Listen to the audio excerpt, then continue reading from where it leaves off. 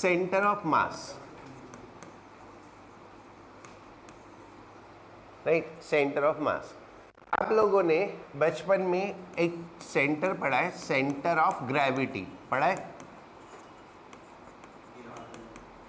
Centre of gravity पढ़ा है। Centre of gravity वहाँ होता है जहाँ वेट एक्ट करता है, और यूजुअली कहाँ होता है, वो अगर यूनिफॉर्म बॉडी है, एक रेगुलर शेप है, तो जो ज्योमेट्रिकल सेंटर है वही सेंटर ऑफ ग्रेविटी होता है। तो the point where the whole weight act, पूरी बॉडी का, उसको हम सेंटर ऑफ ग्रेविटी बोलते हैं। अब वेट में दो चीजें होती हैं, एक मास और एक ग्रेविटी। वेट हो गया तो मास और ग्रेविटी का मल्टीप्लाई, ठीक है। So weight exist only when the gravity exist. अगर ग्रेविटी नहीं है तो वेट तो है नहीं, लेकिन बॉडी तो है, तो मास तो है। तो इसलिए more precisely instead of centre of gravity what we study is centre of mass. और सेंटर ऑफ मास और centre of gravity same point है, दोनों में फर्क कितना है, सेंटर ऑफ मास हमेशा होगा, हमेशा होगा, ठीक है। लेकिन सेंटर ऑफ ग्रेविटी सिर्फ और सिर्फ तभी होगा जब ग्रेविटी होगी। अगर ग्रेविटी नहीं होगी तो सेंटर ऑफ मास ग्रेविटी नहीं होगा, ठीक है। तो बेसिकली डिफरेंशिएट करने के लिए सेंटर ऑफ ग्रेविटी वो पॉइंट होता है जहाँ पे पूरा वेट एक्ट करता है, और सेंटर ऑफ मास वो पॉइंट होता है जहाँ पे पूरा मास एक्ट करता है, राइट। तो इसकी एक सिंपल सी definition, it is the point where whole mass of body, where whole mass of body can be supposed to be concentrated. What does it mean? अगर हम पूरी बॉडी को एक पॉइंट मास में कन्वर्ट करते हैं, पूरी बॉडी को एक पॉइंट मास में कन्वर्ट करते हैं, तो उसे किस जगह पे रखेंगे, सेंटर ऑफ मास पे, ठीक है। मान लो ये एक कोई भी बॉडी है और ये इसका सेंटर ऑफ मास है, और मैं इस बॉडी को एक पॉइंट में कन्वर्ट कर दूं, तो where should that point be placed, at the centre of mass. पूरा का पूरा मास जिस पॉइंट पे हम कंसीडर कर सकते हो उसको हम सेंटर ऑफ मास बोलते हैं। इतनी बात समझ में आई, right. For translatory motion,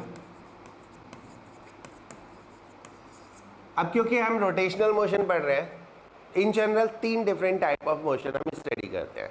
one is translatory, translatory means एक लाइन में चलना, लीनियर मोशन भी बोलते हैं। अनदर इज रोटेटरी, यानी रोटेशन करना, and third one is vibratory, जो पेंडुलम वाला मोशन होता है, दैट इज कॉल्ड वाइब्रेटरी। या एक स्प्रिंग में मास हो, उसको ऐसे पकड़ के खींच के छोड़ दो, तो इस तरह से जो मोशन करता है that is called vibratory. But this I am talking for what, translatory, not to be add with rotatory motion, right? For translatory motion, all the forces acting on system, a system is what? एक body या बहुत सारे particles या बहुत सारी bodies, ठीक है। A system means a collection of large number of particles. Mechanics में सिस्टम या तो बहुत सारे पॉइंट ऑब्जेक्ट है, ठीक है। एक बॉडी को अगर लें तो that is made out of large number of particles, तो वो भी एक कलेक्शन ऑफ पार्टिकल्स हो गया, तो उसको हम सिस्टम बोलते हैं। For translatory motion all the forces acting on system may be taken as acting at centre of mass. Centre of mass को आगे से हम CM करके लिखेंगे, है ना, right. It is like this, ये एक बॉडी है, ये इसका सेंटर ऑफ मास है, ठीक है, C लिख देते हैं। एक फोर्स यहां लगी हुई F1, एक फोर्स यहां लगी हुई है F2, एक फोर्स यहाँ लगी हुई है F3, तो हम क्या करेंगे, जब हमें मोशन को स्टडी करना हो तो हम सारी की सारी फोर्सेस को कहाँ पे एज्यूम कर सकते हैं, सेंटर ऑफ मास पे। लाइक हम ऐसे ले सकते हैं F1 this F2 this F3, ठीक है। तो सारी फोर्सेस एक पॉइंट पे आ जाती है। ये सब काम हम पहले से करते हैं, तब जब हम लॉज ऑफ मोशन पढ़ रहे थे तो भी यही सब कर रहे थे, बस चीज़ों को कॉम्प्लिकेटेड बनाने के लिए थोड़ा सा और ऐड कर दिया, करना वही है। सो जितनी भी फोर्सेस एक्ट कर रही है वो सारी हम सेंटर ऑफ मास में कंसीडर कर सकते हैं, राइट। क्लियर, यहां तक कोई डाउट नहीं?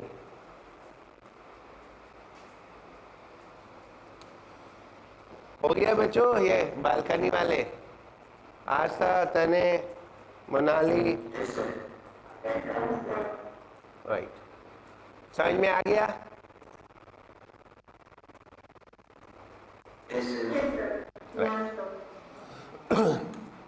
ना अब हम एक छोटा सा डेरिवेशन करेंगे, ठीक है, छोटा सा डेरिवेशन करेंगे, ठीक है। देखने में लंबा लगता है लेकिन है कुछ नहीं उसमें। Centre of mass of two particle system,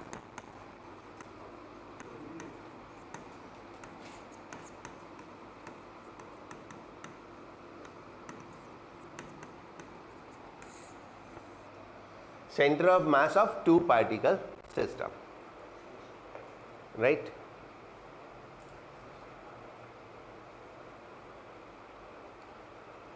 कोई दो पार्टिकल्स है, उनका हमें सेंटर ऑफ मास कैलकुलेट करना है कि सेंटर ऑफ मास कहाँ होगा। बेसिकली एक फॉर्मूला डिराइव करना है एंड जो बेसिक कॉन्सेप्ट हम वो यूज़ करेंगे वो यही यूज़ करेंगे कि जो फोर्सेस लग रही है सिस्टम पे वो सारी कहाँ पे लगेंगी, सेंटर ऑफ मास पे, ठीक है।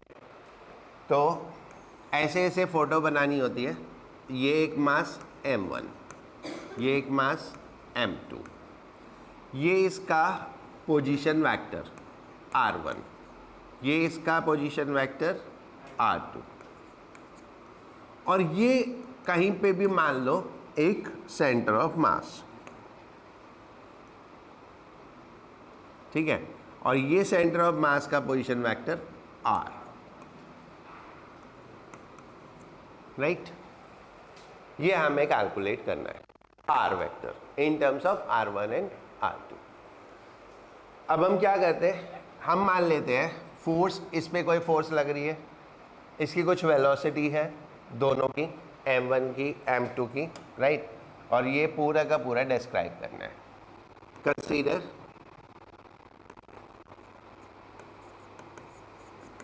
साथ साथ लिख लेना, समझने का जब होगा तो मैं बता दूंगा। अभी तो ये पूरा डिस्क्राइब करना है जो ये लिखा है। Consider two particles of mass M1 and M2 at position R1 and R2 from a reference point O.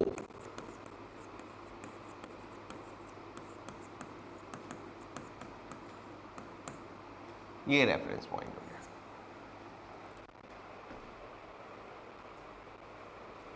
ठीक है। Let forces acting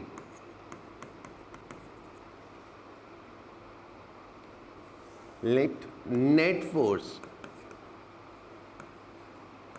forces acting on M1 and M2 are F1 and F2। जो vector quantity है उसको vector में लिखेंगे, जो scalar quantity है उसको स्केलर में लिखेंगे। क्लियर?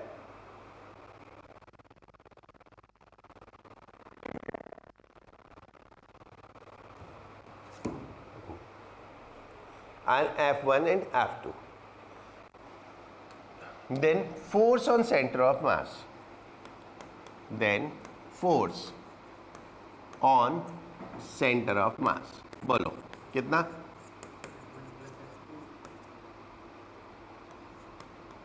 FCM करके लिख देते हैं, इज इक्वल टू कितना? F1 plus F2। जितनी भी फोर्सेस सिस्टम पे लग रही हैं सबको लगा दो सेंटर ऑफ मास पे, ठीक है? तो F1 plus F2।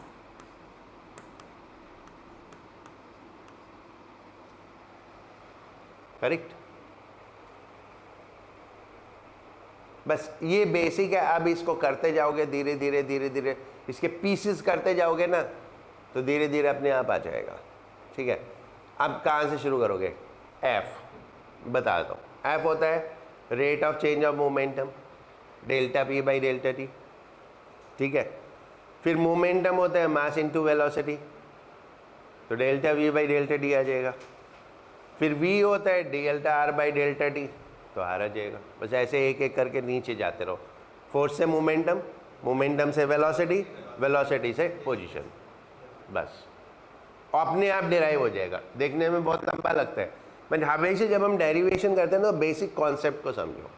Basic concept क्या है, ठीक है? पूरा मैथमेटिकली याद करना बहुत मुश्किल है। एज आई टोल्ड यू, कहाँ से शुरू करना है? फोर्सेस, फिर उससे मोमेंटम पे आओ, मोमेंटम से फिर वेलोसिटी, वेलोसिटी से फिर पोजीशन, तो अपने आप हो जाएगा, राइट? अब बीच बीच में लिखते जाओ। Let momentum of center of mass M1 and M2 are PCM, P1 and P2.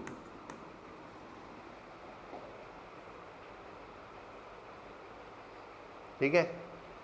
Then FCM is equal to delta PCM by delta T. F1 is equal to delta P1 by delta T। इसको D करके भी लिख सकते हैं, dP by dt। I told you ना, there is not much difference between D and delta. Delta is for big interval, D can be for small interval. And F2 क्या हो जाएगा?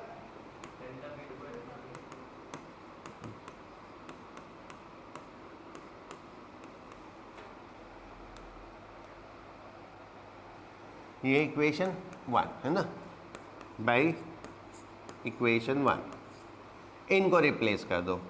Delta PCM upon delta T is equal to delta P1 upon delta T plus delta P2 upon delta T।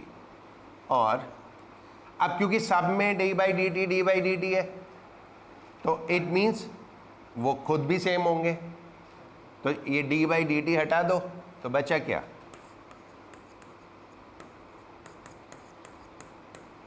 P1 plus P2, ठीक है? Second equation, right? और ये कुछ काम की है इसलिए मैं इसे बॉक्स में कर रहा हूँ, इसको अदरवाइज भी कहीं यूज करेंगे। व्हाट दिस इक्वेशन सेज, जो पूरे सिस्टम का मोमेंटम है उसका vector sum can be taken as momentum of centre of mass.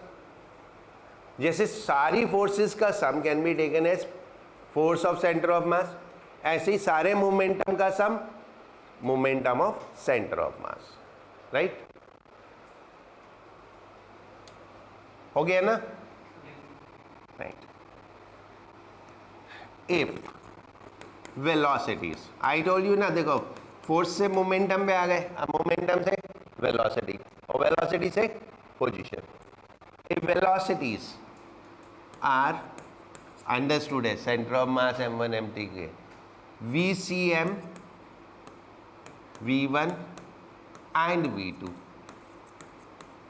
then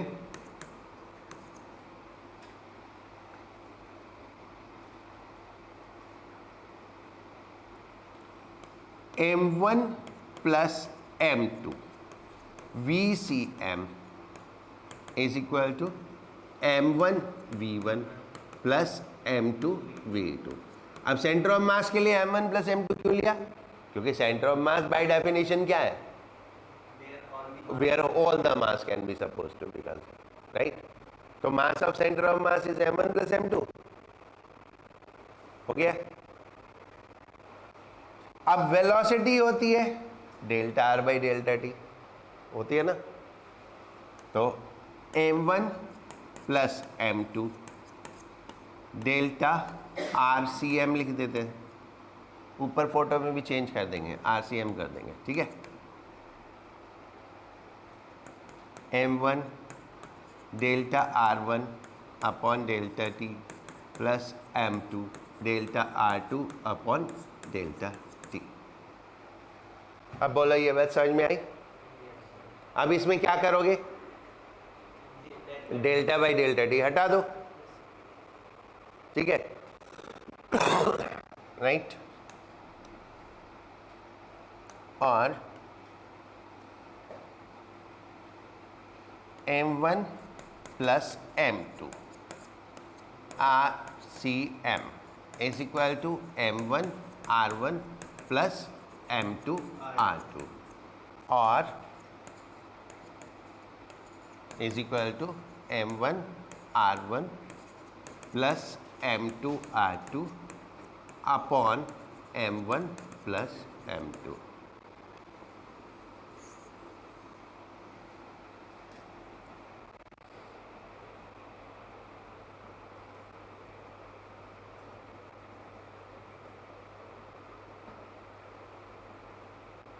नहीं? तुमको ये समेशन में रिप्रेजेंट करना आता है? इसको समेशन में कैसे करेंगे? मैथ्स वाले बता दो, बायो वालों को तो मैं समझा दूंगा, कोई टेंशन नहीं। हाँ? बोल।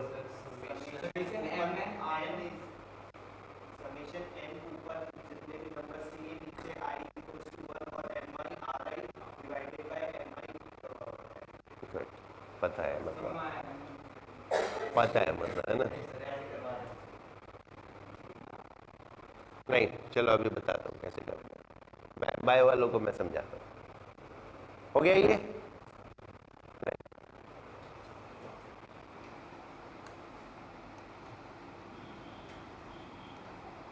This relation can be extended to n particle system। हमने दो के लिए किया, बट क्या इसको हम n पार्टिकल के लिए करते तो क्या होता? जैसे m1 m2 ऐसे m3 m4 mn आ जाते, right? r c m is equal to m1 r1 plus m2 r2 plus plus plus mn rn divided by m1 plus m2 plus plus mn। तो ये तो हो गया n पार्टिकल्स के लिए। अब इसको समेशन में कैसे लिखते हैं? ऐसे लिखते हैं sum of all m multiplied with r, all m multiplied with r, तो m मल्टीप्लाइड विद r, ठीक है? अब जैसे 1 2 3 कुछ भी हो सकता है, तो let's take any number i, this i can have any value 1 से लेके n तक, i की वैल्यू 1 से n तक बदलते जाओ तो आ जाएगा, ठीक है? फिर ये हमारा ऐसे समेशन का साइन होता है, और इसमें लिखते हैं i is equal to 1 to n, ठीक है? i is equal to 1 to n। तो नीचे कैसे लिखेंगे अब तुम बताओ?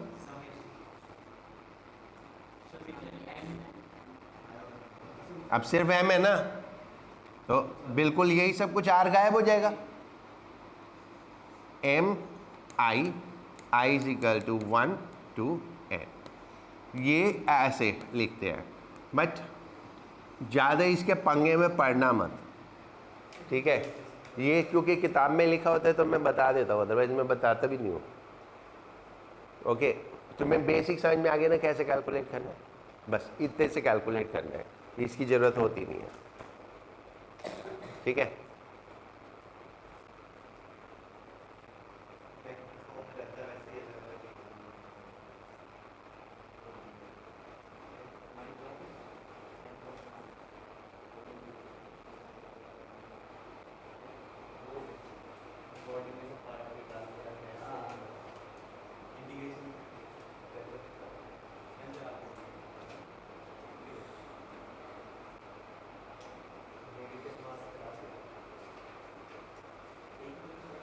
हो गया बच्चों?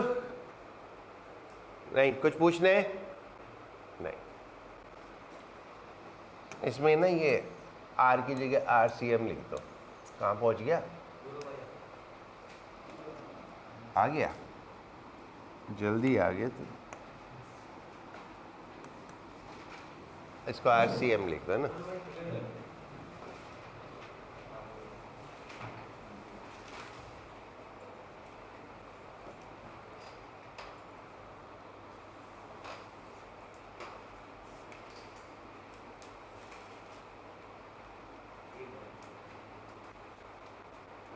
गाइड कौन है?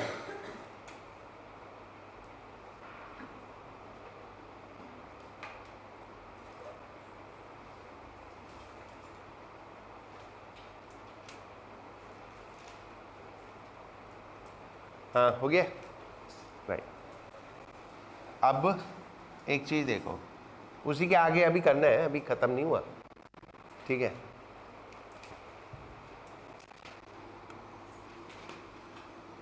ये सपोज R है और इस पॉइंट के कोऑर्डिनेट XY है। सोचो, इस पॉइंट के कोऑर्डिनेट XY है, तो हम इस R को दो पार्ट में ब्रेक कर सकते हैं। कैसे?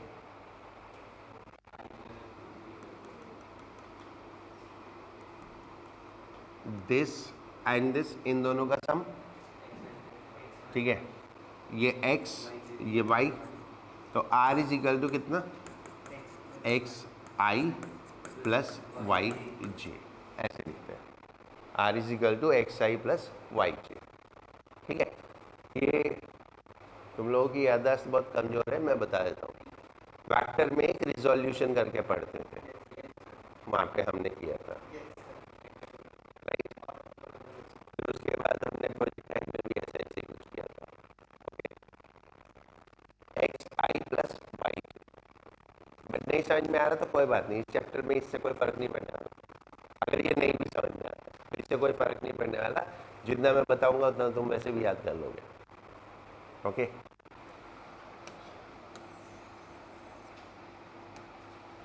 लेट उससे आगे है ना, यहाँ पे ऐसे डाल दो, coordinates of centre of mass. Let coordinates of M1, M2, Mn are,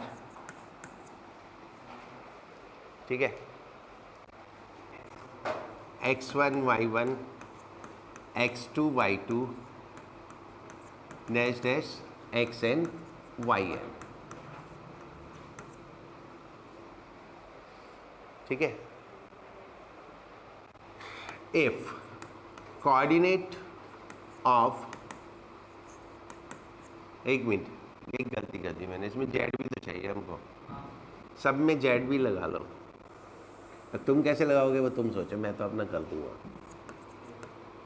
x1 y1 z1 x2 y2 z2 xn yn zn, right? If coordinate of center of mass are x, y, z, then RCM is equal to xi plus yj plus zk, R1 is equal to x1i plus y2j y1j plus z1k, and ऐसे ही Rn is equal to xni plus ynj plus znk। So अब इसको उसकी जगह replace कर दो, R की जगह xi plus yj plus zk is equal to m1 x1i plus y1j plus Z1K plus M2 X2I plus Y2J plus Z2K plus plus plus MN, है ना। और आगे क्या करोगे? हाँ, plus MN XNI plus YNJ plus ZNK upon M1 plus M2 plus M3। ठीक है। अगर पेपर में ये डेरिवेशन आ जाए और ये एक्स आई वाई वाई जे जे या के कुछ समझ में ना आ रहा हो, ठीक है, ये क्या आई जे के मतलब तुम लोग प्रॉब्लम में आते हो आई जे के देख के, आई जे के आते ही तुम्हें प्रॉब्लम होनी शुरू हो जाती है। तो इसलिए बीच का कोई नहीं देखता, बस लास्ट वाला सही होना चाहिए। ठीक है ना, मैं भी नहीं देखता। ऑन कंपेयरिंग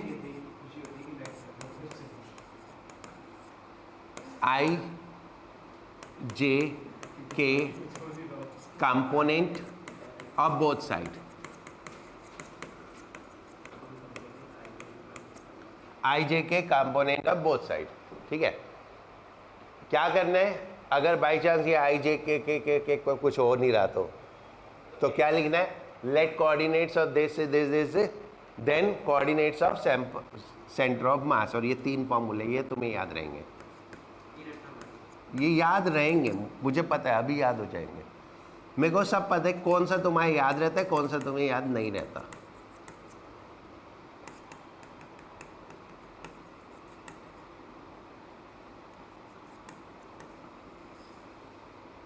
बस आर की जगह क्या करना है? एक्स वाई जे लिखना है ना। एक्स कोऑर्डिनेट में एक्स, वाई कोऑर्डिनेट में वाई, जेड कोऑर्डिनेट में जेड। अब वाई में क्या आएगा? M1 Y1 plus M2 Y2 and so on. और हो गया y is equal to z is equal to. अब लिख लो खुद, थोड़ा सा तो मेरी उम्र का ख्याल करो, कितना लिखवाते हो।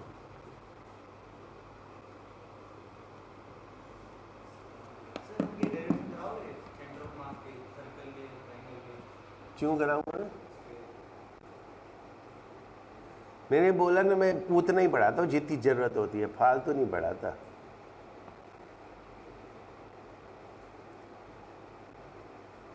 देखो नीट में कुल मिला के 2 या 3 क्वेश्चन ऐसे होते हैं, ठीक है। जेई मेन में भी कुल मिला के 2-3 क्वेश्चन ऐसे होते हैं। जेई एडवांस तक पहुंचता नहीं है कोई, पहुंचता नहीं है कोई। तो इसलिए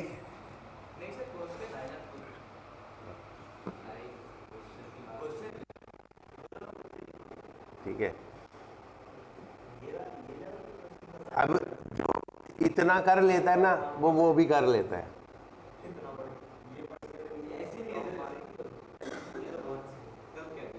नहीं,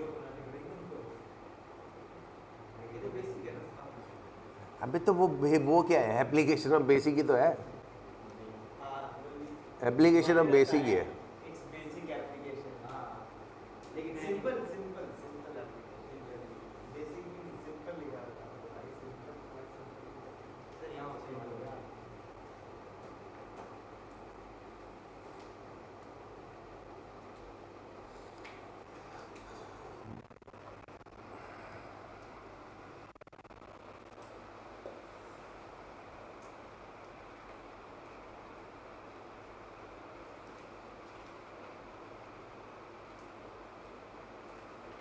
छाप लिया? तो कोऑर्डिनेट्स आ गए सेंटर ऑफ मास के, ठीक है, राइट। हो गया ना सबका? हम कुछ notes,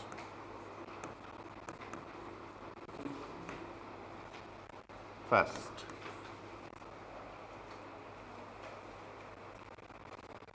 these are about the center of mass, है ना, सेंटर ऑफ मास के बारे में, राइट। For rigid bodies, एक minute, center of mass and center of gravity are same point, but in absence of gravity,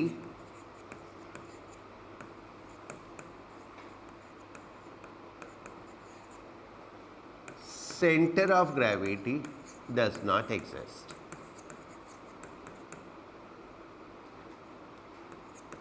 दोनों सेम पॉइंट है, लेकिन अगर सेंटर ऑफ ग्रेविटी, अगर ग्रेविटी नहीं है तो सेंटर ऑफ ग्रेविटी भी नहीं है ना, right? For rigid bodies,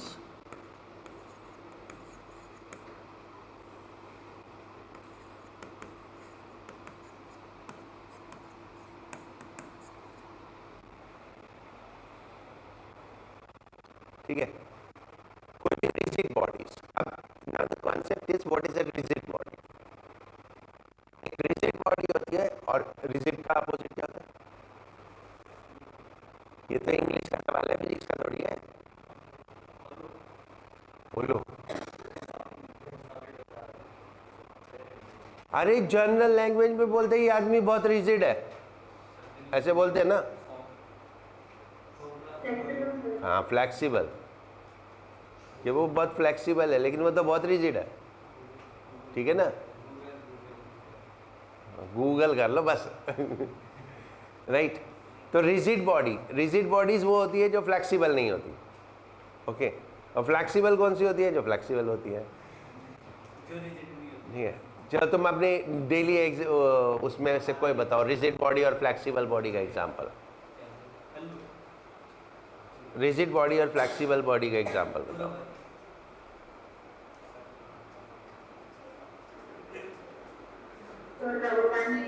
chain, chain, a metal chain is a flexible body while a metal rod is a rigid body, ठीक है। a metal rod is a rigid body, a metal chain is a flexible body। देखो, जिसकी हम shape change कर सकते हो that is flexible, जिसकी shape change नहीं कर सकते हो that's rigid, unless Salman Khan is there, ठीक है। हाँ, मतलब वो तो इतने मोटे मोटे रोड को भी ऐसे कर देता है, राइट। आपने से तो एक ये पेंसिल नहीं होया ऐसे, ठीक है। तो अपने लिए तो ये भी रिजिड है, right. Rigid means positions of particles must not change, ठीक है। चलो मैं एक छोटे से एग्जांपल से बताता हूँ, रिजिड बॉडी और उसमें डिफरेंस बताता हूँ एक छोटे से एग्जांपल से। ये एक रॉड है, इसको इस पॉइंट से ऐसे रोटेट उठाओ, इस इधर से उठाओ, लिफ्ट करो एक एंड से, तो ये पूरी की पूरी ऐसे लिफ्ट होगी, राइट। पूरी की पूरी ऐसे लिफ्ट होगी। हर एक पार्टिकल सेम उस पे होगा, है ना। यानी जो इंटर पार्टिकल डिस्टेंसेस है वो सेम रहेंगे। इन दो पार्टिकल का जो डिस्टेंस पहले था बाद में भी वही रहेगा, तो इंटर पार्टिकल डिस्टेंसेस सेम रहेंगे। अब सोचो ये एक चेन है,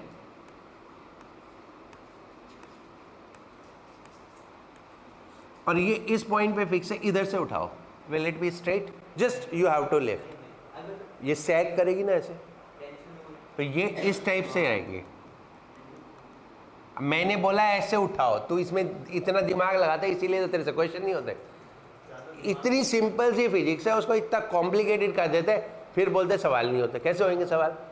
सवाल का तो तूने जूस निकाल दिया पहले ही। सिंपल है इतना, ठीक है। तो ये सैग करेगी, तो इंटर पार्टिकल डिस्टेंसेस क्या हो जाएंगे? चेंज हो जाएंगे। तो अ रिजिड बॉडी वो होती है जिसमें इंटर पार्टिकल, यानी बॉडी के दो पार्टिकल्स का आपस में जो डिस्टेंस है वो हमेशा सेम रहे, वो रिजिड होती है। और अगर नहीं रहेगा तो दूसरी फ्लेक्सिबल होती है, राइट। तो रिजिड बॉडी समझ में आ गया ना। For rigid body position of center of mass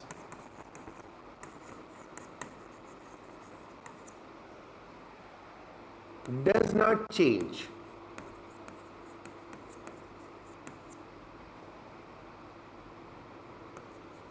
with reference to a point within body.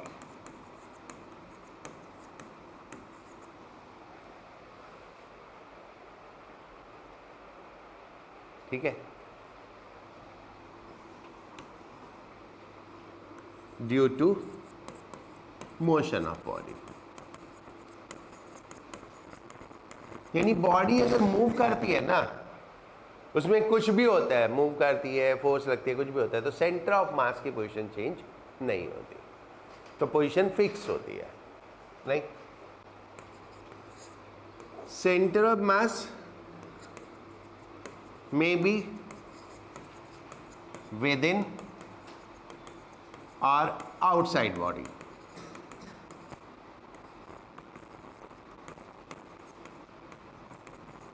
कोई रिजिड बॉडी के अंदर भी हो सकता है और उसके बाहर भी हो सकता है।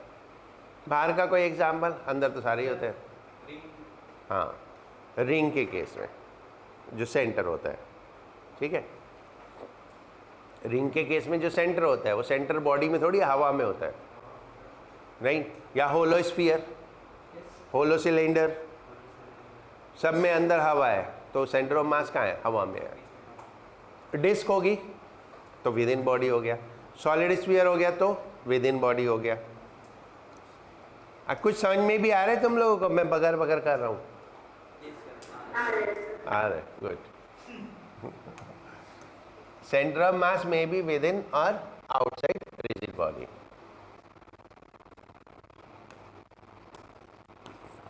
For a body with uniform mass distribution, for a body with uniform mass distribution,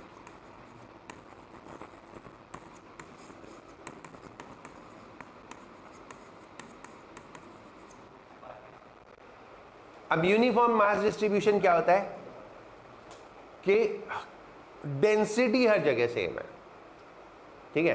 like पानी को किसी भी बर्तन में रख दो, शेप तो अलग अलग है, बट वो हमेशा यूनिफॉर्म मास डिस्ट्रीब्यूशन होगा, क्योंकि तुम कितनी भी ड्रॉप्स लोगे उसकी डेंसिटी कितनी होगी? वही होगी। लाइक अब अर्थ जैसे है, अर्थ हम मान लेते हैं uniform mass distribution, but it is not uniform mass distribution. क्यों? ऊपर अर्थ क्रेस्ट है, मिट्टी है, अंदर जाएंगे पत्थर है, फिर नीचे जाएंगे लिक्विड है, ठीक है। तो वो क्या है?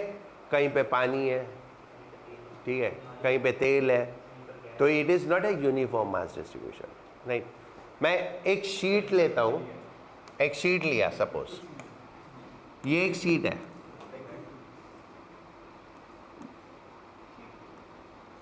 वुडन हो, आयरन हो, एल्यूमिनियम हो, ये यूनिफॉर्म मास डिस्ट्रीब्यूशन है।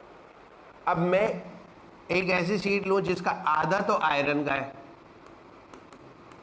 और आधा एल्यूमिनियम का है, तो it is not a uniform mass distribution. Uniform mass distribution means every position will must have the same density, ठीक है, right. For a uniform mass distribution क्या होता है? Center of mass is geometrical center। अब geometrical center कौन सा होता है? जो बचपन में पढ़ा था, जैसे ट्रायंगल का सेंट्रॉइड, स्फीयर का सेंटर, सेंटर ऑफ मास, ठीक है। मतलब जो जनरल ज्योमेट्रिकल सेंटर होता है वही सेंटर ऑफ मास होता है, वही सेंटर ऑफ ग्रेविटी होती है, but it should be uniform mass distribution. Like मैं एक रेक्टेंगल लूँ, अगर सपोज एक रेक्टेंगुलर शीट है, मान लो ये शीट है, ठीक है, और ये पूरे का पूरा आयरन का बना है, तो इसका जो सेंटर होगा वो सेंटर ऑफ मास होगा। लाइक एक क्यूब है तो उसका जो सेंटर होगा, या क्यूबॉइड है उसका जो सेंटर होगा वो सेंटर ऑफ मास होगा, ठीक है। और जो इरेगुलर होती है, तो can we find out centre of mass? Find out कर सकते हैं। कैसे, मैं बताता हूँ। बहुत सिंपल सा तरीका है। क्या करो, मान लो मुझे इस बुक का सेंटर ऑफ मास निकालना है, इसको ऐसे पकड़ो और ऐसे लटकाओ, एक किनारे से पकड़ो और ऐसे लटकाओ, और फिर एक सीधी वर्टिकल लाइन ड्रॉ करो। वर्टिकल लाइन, लाइन वर्टिकल होनी चाहिए। लाइन टेढ़ी हो गई तो फिर गड़बड़ हो जाएगा। वर्टिकल लाइन ड्रॉ की, फिर उसके बाद ठीक उस पोजीशन पे किसी दूसरे पॉइंट से लटकाओ और फिर एक वर्टिकल लाइन खींचो। जहां दोनों लाइन मिलेंगी वो सेंटर ऑफ मास होगा। ठीक है, तो that is the way to find out for the irregular bodies. कभी देखा है वो मजदूरों को काम करते हुए, बिल्डिंग बनाते हुए, उनके पास एक लट्टू सा होता है, उसमें धागा बंधा होता है, उसे टांग देते हैं, तो वो बेसिकली वर्टिकल लाइन के लिए होता है। ठीक है, वो जब ऐसे करते हैं ना, तो वो धागा जिस लाइन में होता है that is actually the vertical line. कोई भी लाइन वर्टिकल ड्रॉ करना भी अपने आप में बहुत कॉम्प्लिकेटेड है। ठीक है, तो वो पूरा धागे में नीचे पत्थर बांधो और फिर ऐसे पकड़ो, तो फिर जो धागे की लाइन होगी that is always the vertical line, right. ये हो गया।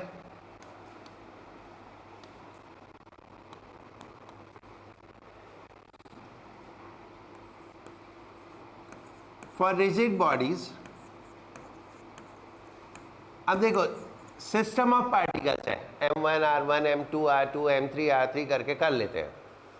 ठीक है, बट अब बॉडीज है तो उसमें कैसे करेंगे? तो उसमें क्या करते हैं, मान लो मुझे बाद में निकालेंगे, अभी नहीं, बाद में। मान लो मुझे इस रॉड का सेंटर ऑफ मास निकालना है। ठीक है, तो मैं क्या करूँगा, यहाँ पे एक छोटा सा पार्टिकल लूँगा, एक एलिमेंट बोलते हैं इसको। इस एलिमेंट का मास dm हो गया। ठीक है, और इसकी पोजीशन x हो गई। ठीक है, तो इसको इंटीग्रेट करूंगा पूरी लेंथ के लिए। ठीक है, तो इंटीग्रेशन यूज होता है। अब हो गया ना, तुम लोगों को डर लगना शुरू हो गया ना?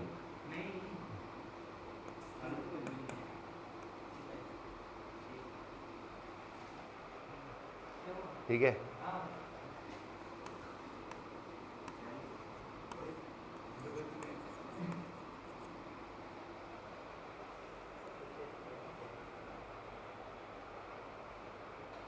RCM कर दो इसको, है ना। अरे ये वही है समेशन। देखो समेशन को ही तो इंटीग्रेशन बोलते हैं। Integration and summation are the same thing. Summation is algebraic addition, integration is थोड़ा कॉम्प्लिकेटेड एडिशन, बाकी फर्क कुछ नहीं है। उसमें भी तो देखो एम आर को सम किया था। ठीक है, अब इसमें उसमें m पार्टिकल्स थे, इसमें हमने पार्टिकल क्या लिया, dm। तो dm इंटू आर का सम किसके लिए, फॉर द कंप्लीट बॉडी। और नीचे क्या आया था, m समेशन ऑफ m, तो ये समेशन ऑफ dm हो गया। सो दैट इज व्हाट, इस तरह से हम निकालते हैं, राइट। एक है डेरिवेशन, ये रॉड वाला सिलेबस में करेंगे बाद में आराम से। एक ही है, ये तो आता होगा तेरे को।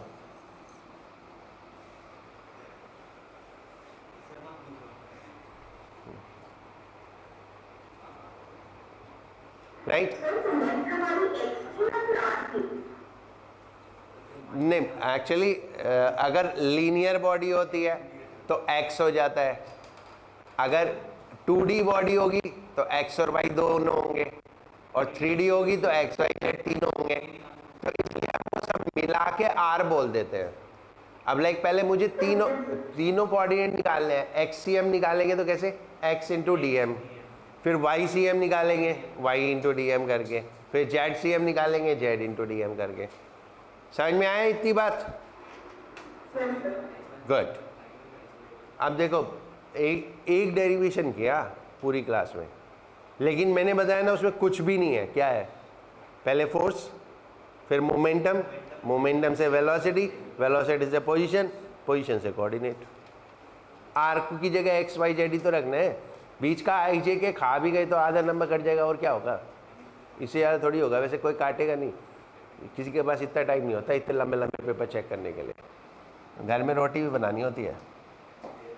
हाँ, ठीक है, चलो कुछ सवाल करते हैं, बुक में से नहीं मैं दूंगा, राइट, वह उसके तो होने नहीं है। ये दो पार्टिकल है 5 kg एंड 7 kg, इनके बीच का डिस्टेंस 12 मीटर है। Find position of centre of mass from 5 kg mass. 5 kg मास से कितना दूर होगा वो निकालना है हमें, ठीक है, राइट। अब इसमें पहली चीज तो आपको ये देखना है लीनियर सिस्टम है, 2D सिस्टम है, 3D सिस्टम है। अगर लीनियर सिस्टम है तो सिर्फ एक कोऑर्डिनेट लेना है, 2D सिस्टम है तो 2 कोऑर्डिनेट, और 3D सिस्टम है तो 3 कोऑर्डिनेट, और कोऑर्डिनेट्स निकालने आने चाहिए, बेसिकली 10th क्लास में पढ़े होने चाहिए, ठीक है। तो जहां से हमें निकालना है उसको ओरिजिन ले लो, जहां से निकालना है, तो ओरिजिन कौन सा पॉइंट हो गया 5 kg, ये ओरिजिन, और ये मान लो कहीं सेंटर हो गया, और ये सेंटर का कोऑर्डिनेट हो गया x, सेंटर का कोऑर्डिनेट x हो गया, क्योंकि 1 डायमेंशन सिस्टम है तो एक ही कोऑर्डिनेट लेना है, राइट। अब यहाँ पे एक टेबल सी बना लो, उससे तुम्हारे लिए काम करना कन्वीनियंट हो जाएगा, ठीक है। m1 1 कितना 5, x1 0, m2 7, x2 कितना 12, ये ओरिजिन है ना, ओरिजिन से सीधा जाओ 12 हो गया। इसमें भी सोच रहे हो तुम लोग x2 इज इक्वल टू 12, तो अब x कैसे निकलेगा m1 x1 plus m2 x2 upon m1 plus m2, तो 5 इंटू 0 7 इंटू 12 अपॉन 5 प्लस 7, तो x इज इक्वल टू 7। इतना सिंपल सा सवाल है, बस कोऑर्डिनेट निकालने आने चाहिए, ठीक है।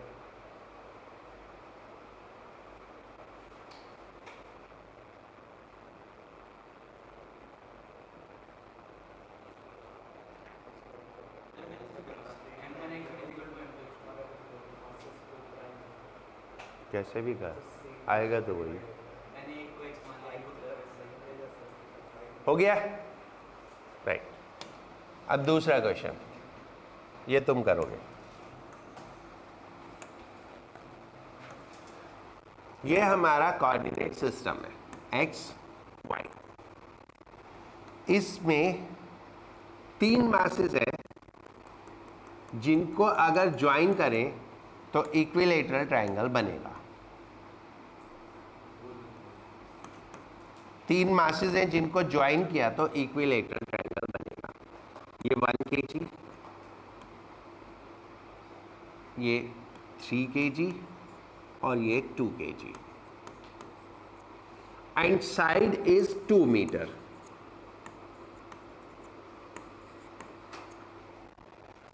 ठीक है, 3 मासेस, और ये 2D सिस्टम है।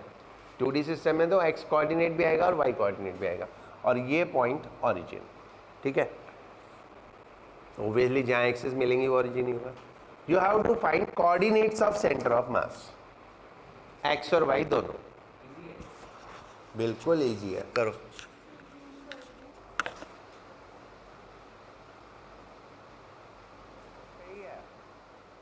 ठीक है, चलो मैं करता हूँ। पहले तो कोऑर्डिनेट्स निकालना आना चाहिए, ठीक है। m x y, I told you ना, एक टेबल सी बना लो। 1 kg 0 0, ओरिजिन है ना, 1 kg ओरिजिन पे, ठीक है। 3 kg कोई सा भी m1 लूँ, कौन सा भी m2 लूँ, कोई ज़रूरी है सीक्वेंस में लूँ? 3 kg के कोऑर्डिनेट 2 0 2 0। अब 2 kg के कोऑर्डिनेट्स देखो, ये ऐसे लाइन डालो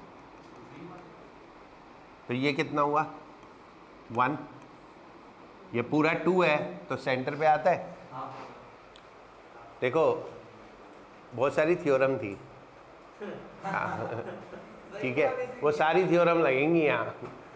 मीडियन सामने वाले को, ठीक है, 2 इक्वल पार्ट में डिवाइड करते हैं, ठीक है, तो ये कितना हो गया 1 1, तो x कोऑर्डिनेट हो गया 1। अब y coordinate, y is this, है ना, ये पूरी की पूरी लंबाई y है। अब जो मीडियन होता है, मीडियन इसको बोलते हैं मीडियन, इक्विलेटरल ट्रायंगल का मीडियन होता है √3/2 ऑफ साइड, ठीक है। अगर वैसे नहीं याद है तो एंगल से निकाल लिया करो, cos 60 करके, sin 60 करके। हाँ, पाइथागोरस थ्योरम लगा लो, जो भी लगाना लगा लो। तो साइड इज 2, तो ये कितना हो गया √3, तो y कोऑर्डिनेट √3 हो गया। अब तो फॉर्मूले में रख के वैल्यू ही निकालनी है ना। x इज इक्वल टू कितना 1 × 0 प्लस 3 × 2 प्लस 2 × 1 अपॉन 1 + 3 + 2, कितना हो गया 6 and 8, 8/6, 4/3। y 1 × 0 plus 3 × 0 plus 2 × √3 upon 1 + 3 + 2, तो ये आ गया √3/3 या 1/√3।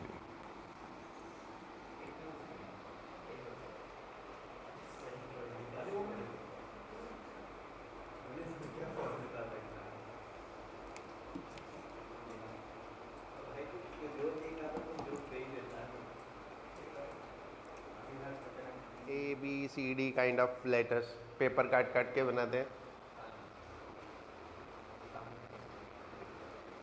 मैंने समथिंग लाइक दिस, ऐसे पेपर काटा, चिपकाया, देन ये काट के फिर चिपका दिया, फिर ये काट के ऐसे चिपका दिया, किया होगा ये सब काम तो, ठीक है। तो ये क्या है, एक शीट से ऐसे काट के हमने एक F लेटर बनाया, अल्फ़ाबेट, राइट। एक पर्टिकुलर शीट से काट के अल्फ़ाबेट बनाया और उसको हमने ऐसे प्लेस किया, ये x एक्सिस और ये y एक्सिस, तो ऑब्वियसली ये पॉइंट ऑरिजिन हो गया, राइट। अब हमें इसके सेंटर ऑफ मास के कोऑर्डिनेट्स निकालने हैं, कोऑर्डिनेट्स ऑफ सेंटर ऑफ मास। इसके डायमेंशंस हमें चाहिए, वो मैं देता हूँ। The width is 2 centimeter, right? Every part width is 2 centimeter. This gap is 4 centimeter, equal, है ना? And this is also 4 centimeter, and this is 8 centimeter. ठीक है? Hope so all dimensions are clear। अब इसका सेंटर ऑफ मास के coordinates निकालने हैं। कैसे निकालते हैं? शदांश,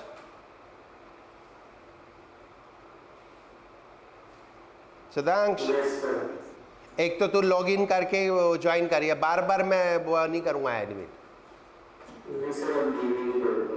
हाँ, अभी बाहर हुआ ना, बस एक बार और करूँगा, उसके बाद दोबारा बाहर हुआ, फिर एडमिट नहीं करूँगा, ठीक है। पूरे टाइम मेरे को आगे पीछे भगाता रहता है, ठीक है। पीछे जाके मेरे को एडमिट करना पड़ता है, तेरे को पता है ना? Yes sir. हाँ, लॉगिन करके करना, ओके। ये F है, इसके हमें कोऑर्डिनेट्स निकालने सेंटर ऑफ मास के। कैसे निकाल सकते हैं? बहुत सिंपल सा तरीका है, लर्न, बेसिक कॉन्सेप्ट सीखो, सब कुछ अपने आप हो जाता है, राइट? इसको सोचो, ये 3 ऑब्जेक्ट्स हैं, ये पूरा एक ऑब्जेक्ट नहीं है, ये 3 ऑब्जेक्ट है, 3 स्ट्रिप्स नजर आ रही है, 3 ऑब्जेक्ट हो गए। Let's mark them, 1 2 3। इन तीनों के सेंटर मालूम है, रेक्टेंगल का सेंटर तो सेंटर ही होता है, इन तीनों के सेंटर मालूम है, तो ये 3 पॉइंट ऑब्जेक्ट हो गए। इन तीनों के कोऑर्डिनेट्स निकल जाएंगे ना, तीनों के सेंटर के कोऑर्डिनेट्स निकालने हैं। लाइक इसके सेंटर का कोऑर्डिनेट क्या होगा, सेकंड वाले के? y5 1, x1 y5, है ना?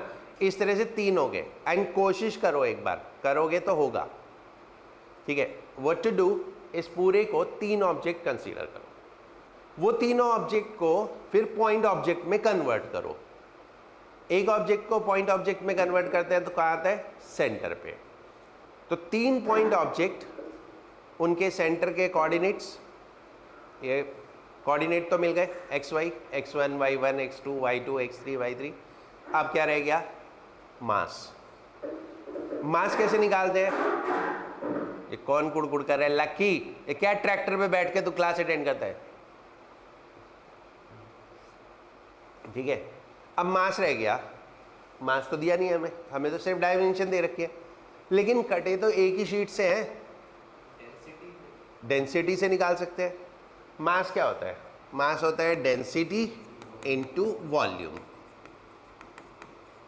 Density into volume. और वॉल्यूम क्या होता है? Area into thickness.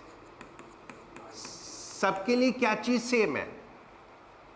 Density same है, थिकनेस सेम है, व्हाट इज डिफरेंट? एरिया। तो let's make it D A, D for density, A for area, T for thickness. ठीक है, तो सबके लिए डी और टी तो सेम है, तो m1 क्या हो जाएगा? डी टी a1, m2 क्या हो जाएगा? D T a2 and so on. ठीक है, अब ये फॉर्मूले में देखो, m ऊपर भी आता है नीचे भी आता है, तो डी और टी तो कैंसिल हो जाएंगे ना, तो डी और टी आंसर में तो आएंगे नहीं, वो तो कैंसिल हो जाएंगे। Now your time starts. मैंने बता दिया कैसे कैसे करना है, फटाफट करो।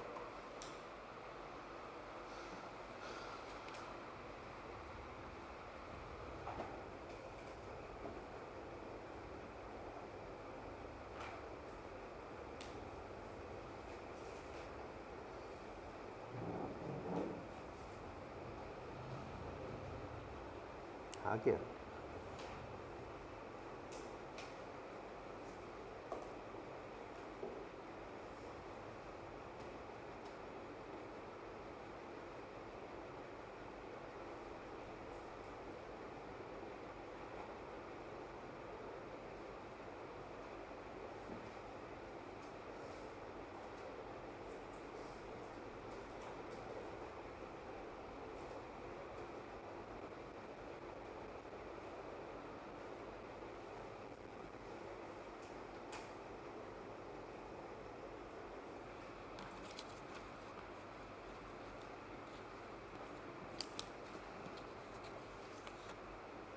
आज था आसमा, तुम्हारा ख़त्म हो जाएगा आज, तुम्हारा जितना आ रहा है।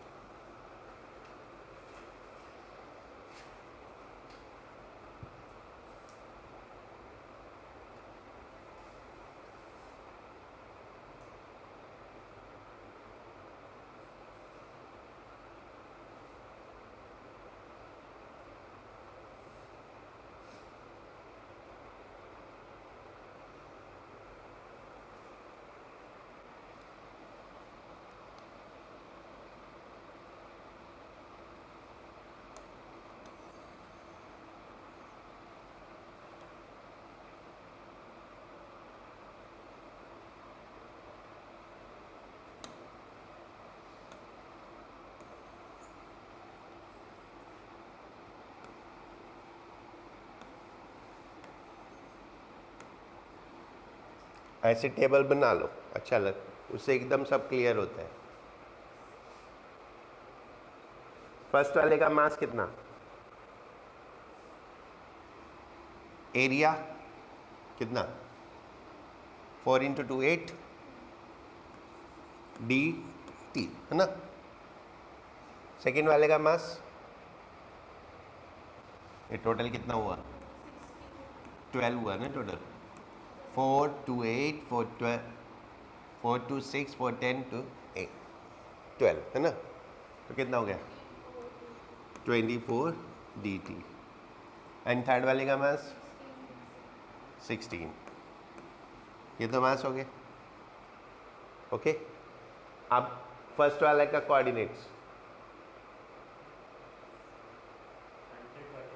सेंटर, सेंटर कहाँ पे है, ये है सेंटर, ठीक है। ये 4 का आधा कितना 2, तो इधर से 2 छोड़ दो तो बचा कितना 4, तो x4 y4 तो ये, और आधा ऊपर 5। ये समझ में आया सबको।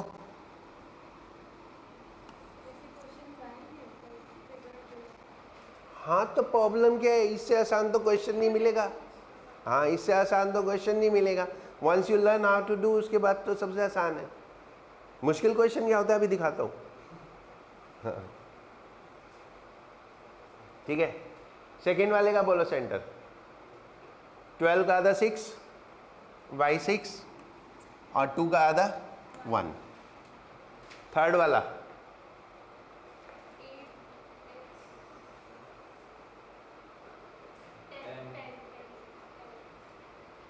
कुछ भी 8 का हाफ यहाँ पे है ये, इस 2 तो ये अलग चीज है, और प्लस 8 का हाफ कितना 4, तो टोटल कितना हुआ 6। और y तो टॉप तक 12 है, उससे एक नीचे कितना 11, राइट। और अब तो सॉल्व ही करना है ना, कर लो। x is equal to 8 dt into 4 plus 24 dt into 1 plus 16 dt into 6 upon, सारे ऐड कर दो, 6 24 16 40 and plus 48, और dt सारे कैंसिल, ठीक है। तो बचा क्या 32 plus 24 plus 96 upon 48। 32 plus 24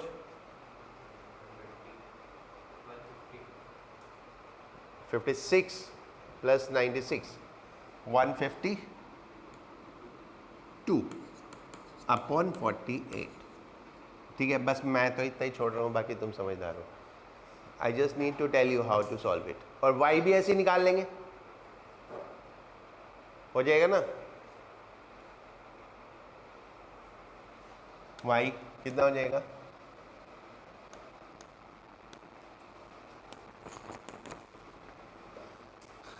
8 × 5 plus 24 × 6। मैंने dt कट जाएगा तो ले नहीं रहा हूं मैं, अब इतना तो मैं सीख गया कि वो जरूरत ही नहीं पड़ती उसकी। प्लस 48 कितना हुआ 40 प्लस 144 प्लस 176 अपॉन 48, 6 4 10 1 7 8 4 12 4 16 1 1 2 3।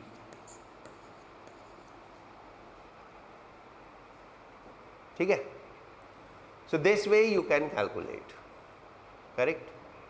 मैथ समझ में आ गई, राइट।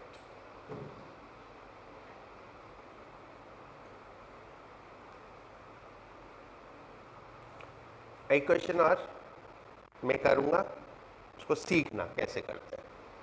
मुश्किल है लेकिन एक बार समझ में आ गया तो बहुत सिंपल है। ठीक है, क्वेश्चन लिखो, मैं बोल रहा हूं।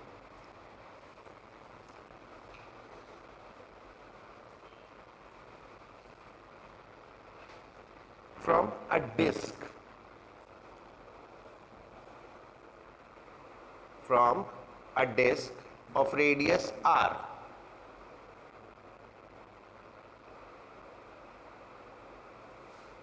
a disk, comma, from a disk of radius r, comma, a disk of radius r by 2, a disk of radius r by 2 is cut from an end, is cut from an end of disk. ठीक है, language उल्टी सीधी और लेकिन तुम्हें समझ में आ गया मतलब क्या है. ठीक है, ये हो गया ना सबका, सबका हो गया, राइट. Yes, sir. ये एक डिस्क है आर रेडियस की, इसमें से एक डिस्क आर बाई 2 रेडियस की काट के निकाल दी, राइट. अभी मैंने इतना क्वेश्चन बोला. ठीक है, नाउ करना क्या है, find centre of mass of remaining part from original center. Find center of mass of remaining part from original center. Right? ठीक है, ये डिस्क है. अब जो बाकी का बचा उसका सेंटर निकालना है हमें. ठीक है, कुछ चीजें हम सिमेट्रिकली फाइंड आउट कर लेते हैं. लाइक एक रेक्टेंगल का सेंटर सेंटर होता है. क्यों? क्योंकि सेंटर से चारों तरफ सिमिलर होता है. ठीक है ना. तो ऐसे ही इसमें एटलीस्ट एक चीज हम बोल सकते हैं कि इसका सेंटर इस लाइन पे कहीं होगा, क्योंकि इसके ऊपर और नीचे का एक जैसा है. ठीक है ना. सेंटर के चारों तरफ दोनों साइड एक जैसा होता है तो वो सेंटर होगा. तो क्योंकि ऊपर और नीचे से सिमेट्रिकल है तो सेंटर इस लाइन पे होगा. That is one thing we are clear. इतना समझ में आया? ठीक है. अब हमने इसमें से ये निकाल दिया, हम इस क्वेश्चन को रिवर्स करते हैं. हम निकालते नहीं, हम जोड़ देते हैं.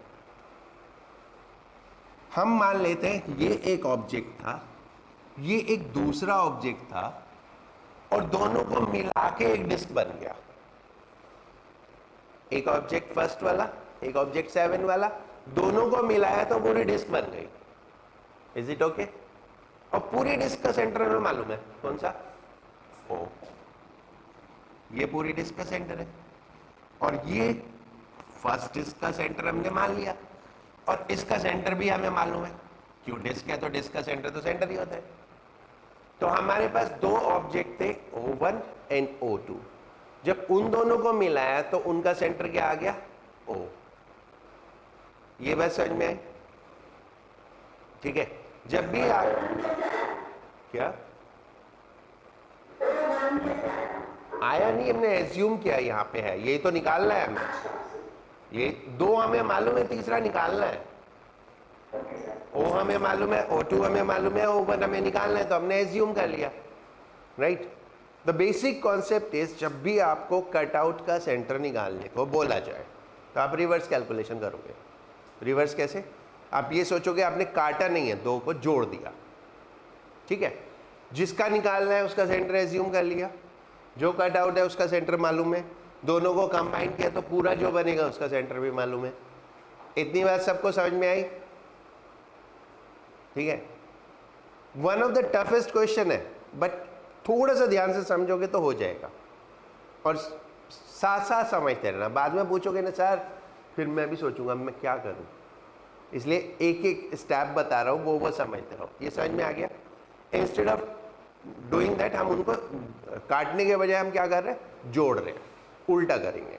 ठीक है. तो हमारे लिए ये दो ऑब्जेक्ट हो गए. एक ये रहा जिसको हमने O1 बोला, एक ये रहा जिसको हमने O2 बोला, और एक ये तीसरा जिसको हमने O बोला. अब ये क्वेश्चन सबसे पहला क्वेश्चन है जो हमने किया था। द फर्स्ट क्वेश्चन याद करो, 5 kg, 7 kg, 12 मीटर डिस्टेंस पे सबसे पहला क्वेश्चन। अब इसमें हमको चाहिए क्या? ये हमें मालूम है r/2 है, ये हमें निकालना है, मान लो x है। अब हमें मास चाहिए, है ना? कोऑर्डिनेट्स तो आ गए, अब हमें और कैलकुलेट क्या करना है? x, और अब हमें क्या चाहिए? मास। मान लो पूरी डिस्क का मास m है। Let mass of big disc is m, then mass of small disk is। अब मास कैसे कैलकुलेट करते हैं? इसके लिए सोचो, ये मेरे पास एक रेक्टेंगल है, ठीक है? एक रेक्टेंगल है, इसका मैंने आधा काट दिया। पूरे का मास m था, तो बाकी का कितना? m/2। कैसे? नाप के? तोल के? नहीं, कैसे बताओ, कैसे m/2?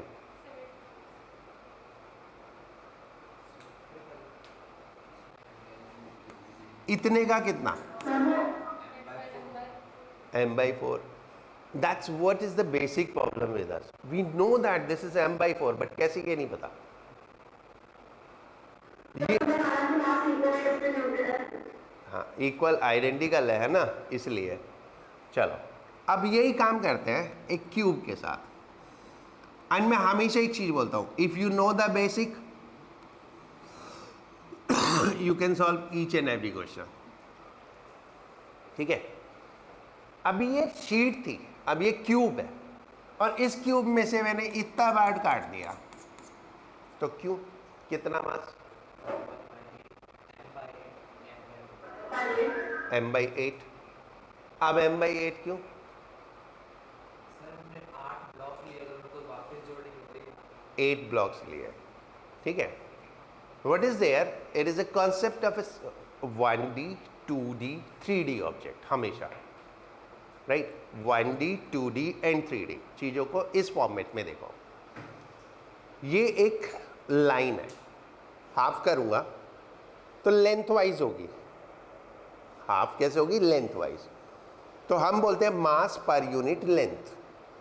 2 मीटर का मास 1 kg, तो 1 मीटर का आधा किलो, और आधा मीटर का 1/4 किलो। सिंपल कैलकुलेशन ऐसे करते हैं। 2D ऑब्जेक्ट तो एरिया से बात करते हैं। दिस एरिया इज हाफ, तो half mass. The area is 1/4, तो 1/4 मास। इसमें क्या हुआ? The volume. 1D object line, 2D object area, 3D object volume. Volume के टर्म्स में देखते हैं। अगर ये डिस्क है तो 2D ऑब्जेक्ट हुआ, तो how much area this have of total? Total का कितना एरिया हुआ ये? 1/4। अगर रेडियस हाफ, एरिया होता है πr²। अगर रेडियस हाफ तो एरिया कितना हो गया? 1/4। 1/4 ना, तो इसका मास कितना हो गया? 1/4। That's simple way. अब अगर ये स्फीयर होता तो कितना होता? अगर ये स्फीयर होता तो हम वॉल्यूम के टर्म्स में देखते, वॉल्यूम में r³ होता तो कितना हो जाता? r/8। बिल्कुल सेम जैसे इसमें और इसमें। ये 1/4 है, लेकिन ये कितना है? 1/8 है, ठीक है? तो एरिया के टर्म्स में 1/4 हुआ और वॉल्यूम के टर्म्स में 1/8 हुआ।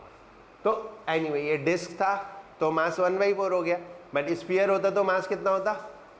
1/8, करेक्ट? तो मास आ गया।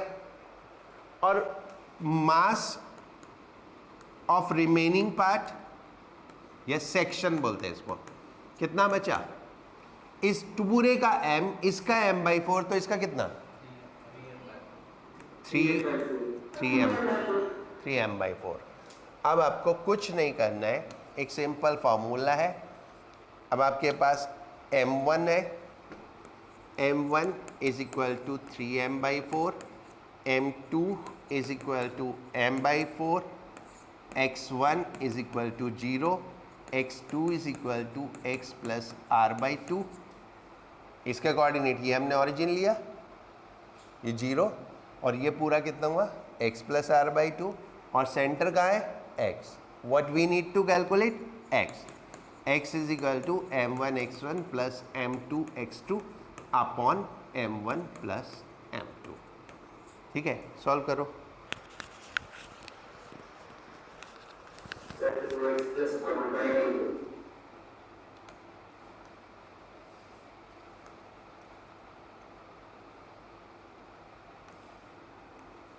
x is equal to 3m/4 into 0 plus m/4 into x plus r/2 upon r/2 नहीं होगा ये, हाँ r/2 हो, ठीक है, पूरा r है तो half r/2 upon total m, ये तो 0, m से m कैंसिल, तो 4x ये इधर मल्टीप्लाई किया, 4x is equal to x plus r/2 and x is equal to r/6। क्या बोल रहा था उल्टा सीधा, ये कुछ अलग सा बोल रहा था। ये आपसे सेक्शन का पूछा जाए, इसको बोलते हैं centre of mass of section, जिसमें क्या है किसी एक बॉडी से एक पार्ट काट देते हैं तो जो बचता है उसको हम सेक्शन बोलते हैं। Centre of mass of section को कैलकुलेट करना हो तो you will go reverse. Section का सेंटर ऑफ मास एज्यूम कर लोगे, जो काट दिया उसका पता होगा, दोनों को मिला के जो आएगा उसका पता होगा, एंड देन रिवर्स कैलकुलेशन करोगे, सिंपल हो जाएगा। ठीक है, 1 डायमेंशन में जाएगा, क्योंकि आप सेक्शन कहीं से भी काटोगे कहीं से तो सिमेट्रिकल होगा। ठीक है ना, लाइक सपोज मैं एक स्क्वायर है, इसका इतना पोर्शन काट दूं तो ये कहाँ पे सिमेट्रिकल है, यहाँ पे सिमेट्रिकल है, ऐसे है ना, तो इसका बाकी बचे हुए पार्ट का सेंटर यहाँ कहीं होगा। ठीक है, तो एक वो लाइन देखो जिसके दोनों तरफ एक जैसा हो, उस लाइन के सिमेट्रिकल होगा, तो एक कोऑर्डिनेट आपको हमेशा मिल जाएगा। फिर एक सिंगल कोऑर्डिनेट ढूंढना है। गिनती के 2 स्टेप में काम खत्म होता है, बाकी सारा दिमाग में करना होता है।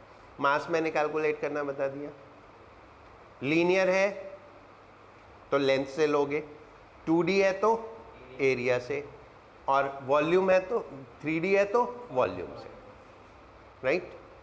लाइक ये स्क्वायर है तो m/4, क्यूब है तो m/8, right, done. So this was how to.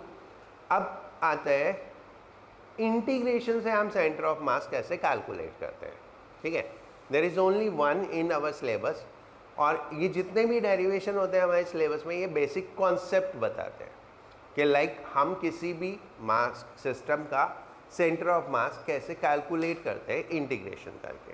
तो that is what I am going to do. हो गया, ये हो गया ना, और वो उसमें नहीं है नोट्स में। ठीक है, centre of mass of uniform rod, उधर सेंटर ऑफ मास के नोट्स में जाके देखो, मैंने यूनिफॉर्म मास डिस्ट्रीब्यूशन के लिए एक फॉर्मूला नोट कराया था इंटीग्रेशन का, देखो मिलेगा। फिर वो पूरा फॉर्मूला भी समझ में आएगा कि क्या है और कैसे कैसे करते हैं।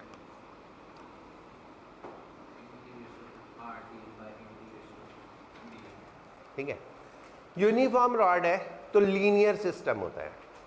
लीनियर मतलब सिंगल कोऑर्डिनेट। ठीक है, तो सिंगल कोऑर्डिनेट एक्स कोऑर्डिनेट ले लिया, ये एक पॉइंट कोई ओरिजिन ले लो। ठीक है, फॉर्मूला बोलना क्या था, x is equal to x dm upon dm, right, ये है। What is x? ठीक है, डीएम का डिस्टेंस, लाइक हम लेते हैं m1x1 प्लस m2x2, तो ये क्या है dm1x1 plus dm2x2 plus dm3x3। तो जो भी हम dm लेंगे, dm is a point mass, ठीक है। जब हम बोलते हैं पॉइंट मास तो हम सीधे बोल देते हैं m1, बट एक बॉडी के अंदर एक पॉइंट मास लेते हैं तो उसको हम बोलते हैं dm, यानी a small part of mass. Small D जब भी हम यूज करते हैं what does it mean, small, तो a small part of mass dm। तो इस रॉड के अंदर हमें कहीं एक स्मॉल पार्ट एज्यूम करना है, ठीक है, कहीं पे भी एक स्मॉल पार्ट एज्यूम करना है। तो ये हम एक स्मॉल पार्ट एज्यूम कर लेते हैं, ठीक है। ये डिस्टेंस जो लोगे वही उसकी थिकनेस होगा, मतलब उसी फॉर्मेट में उसकी थिकनेस होगा। लाइक अगर मैं ये डिस्टेंस r लेता हूं तो इसको dr बोलेंगे,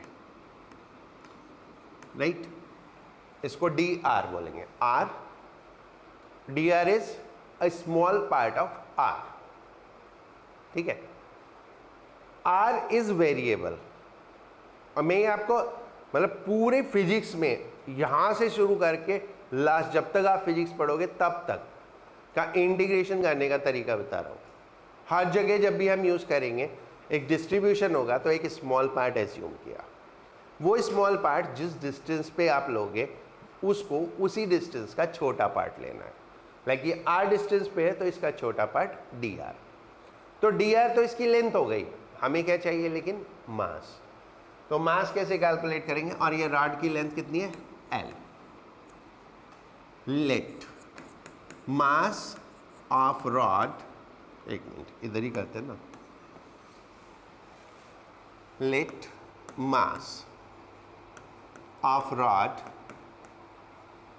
पर unit length. I told you ना, जब लीनियर ऑब्जेक्ट है तो क्या लोगे, पर यूनिट लेंथ, 2D ऑब्जेक्ट है तो पर यूनिट एरिया, और 3D है तो per unit volume. Let mass of rod per unit length is, कुछ भी मान लो, कुछ भी जो भी मर्जी हो, वो उसमें देखा था ना एफ वाले क्वेश्चन में ऊपर नीचे कैंसिल हो जाता है, तो वो कैंसिल हो जाना है, ठीक है। इस के मान लिया, ठीक है, एक यूनिट लेंथ का मास के है, तो देन मास ऑफ एलिमेंट, ये जो हमने छोटा पार्ट लिया है इसको हम एलिमेंट बोलते हैं। Then mass of element dr, dm है वो, है ना। What is that, that mass is called dm is equal to कितना, k dr, क्योंकि उस पार्ट की लेंथ कितनी है dr, एक यूनिट लेंथ का k है तो dr लेंथ का कितना हुआ k dr, राइट। पूरी रॉड का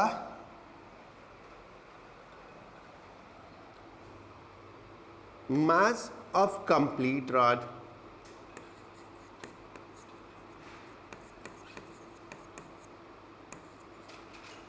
is equal to KL। पूरी रॉड का मास कितना हुआ KL। अब ये वैल्यू फॉर्मूले में रख दो, ठीक है। हमें निकालना है x, यानी पोजीशन ऑफ सेंटर ऑफ मास। ऊपर इंटीग्रेशन में हमने डिस्टेंस को क्या लिया r, dm कितना आया k dr, नीचे की वो क्या चीज बोलता है पूरा टोटल मास, dm का integration means what, total mass. नीचे हर एक फॉर्मूले में m1 plus m2 plus m3 करके क्या आता है हमेशा, टोटल मास। तो टोटल मास कितना हुआ KL, राइट। इतना समझ में आया, ठीक है। यहां तक कोई डाउट। अब इंटीग्रेशन है तो हमें कहां से कहां तक इंटीग्रेट करना है, 0 to L। कहां से कहां तक, यहां से लेके यहां तक ही तो रॉड है, तो हमें यहां से लेके यहां तक इंटीग्रेट करना है, that is what is the limit. तो limit is 0 to L, right.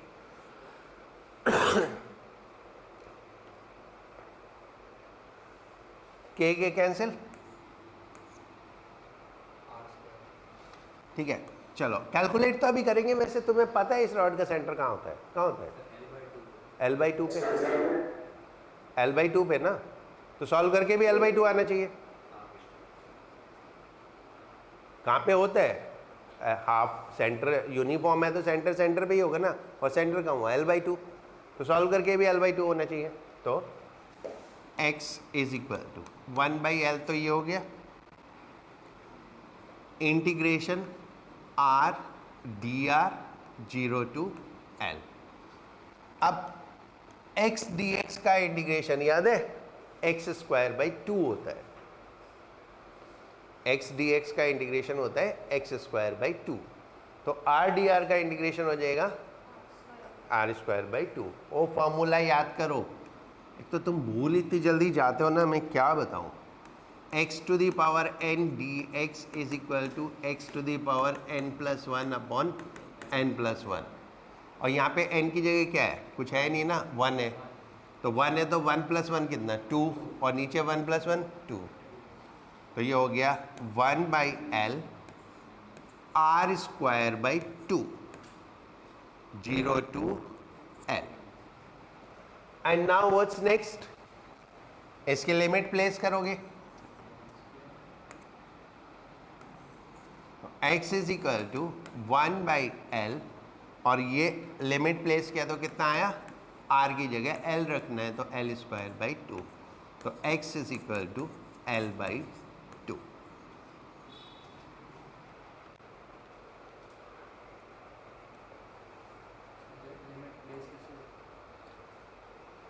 ऊपर वाला रखो r की जगह, तो कितना हो गया? L²/2।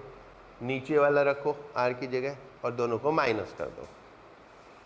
L² minus 0²/2, then how much will it be? L²/2। ठीक है। अब सोचो, हमको रॉड का पता था ना L/2 होगा, फिर भी हमें इतना सब कुछ क्यों कराया? So that we come to know कि एक डिस्ट्रीब्यूटिव मास में कैसे कैलकुलेट करते हैं। What is the way to do integration? मतलब इंटीग्रेशन में वेरिएबल कैसे चूज करते हैं, एलिमेंट कैसे चूज करते हैं, ठीक है? नहीं, तो ये फॉर्मूला था, इसको अप्लाई कैसे करते हैं वो हमें इस डेरिवेशन में सिखाया है। That's why it is in this syllabus, ठीक है? राइट, क्योंकि हमारे एजुकेशन सिस्टम में ये सोचा जाता है कि हम सब साइंटिस्ट बनने जा रहे हैं, तो सबको साइंटिस्ट बनाएंगे, जिसको जरूरत नहीं उसे भी बनाएंगे, ठीक है?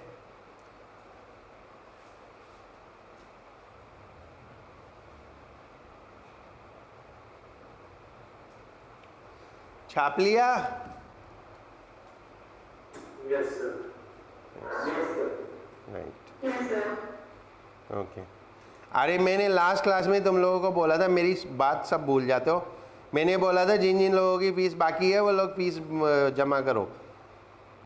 किसी को पता है तो ठीक है, नहीं पता है तो मेरे से पूछ लेना बाकी है कि नहीं है, सेपरेट मैसेज करके। अरे वो कहाँ है? सिलेबस कहाँ है?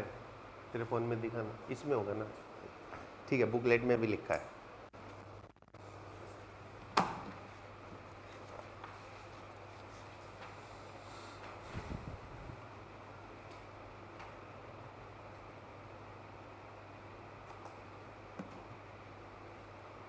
Centre of mass of two particle system हो गया, centre of mass of a rigid body हो गया, centre of mass of uniform rod हो गया। Now momentum conservation and centre of mass of motion, ठीक है? छाप लो जल्दी।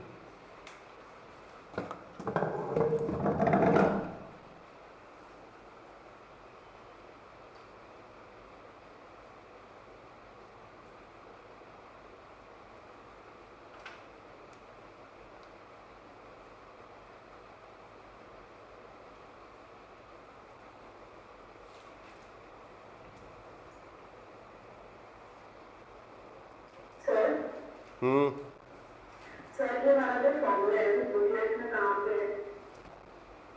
ये बुकलेट में नहीं है, अच्छा अच्छा। वो मैंने बताया ना, ये बुकलेट ये पहले होता नहीं था, अभी रिसेंट एडिशन है, पहले सिलेबस में नहीं होता था, इसी साल ऐड हुआ है। और मैंने जब देखा तब तक नोट्स जा चुके थे प्रिंट होने। ओके, तो इसलिए मैं कर रहा था तो बोला ये नोट्स में नहीं है। हो गया, right. Motion of centre of mass.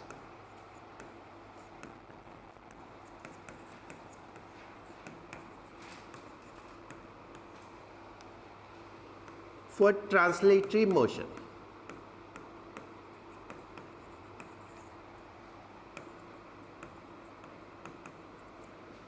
all the forces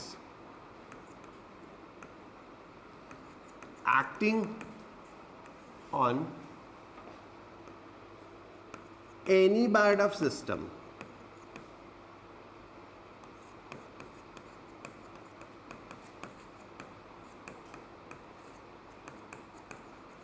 can be taken as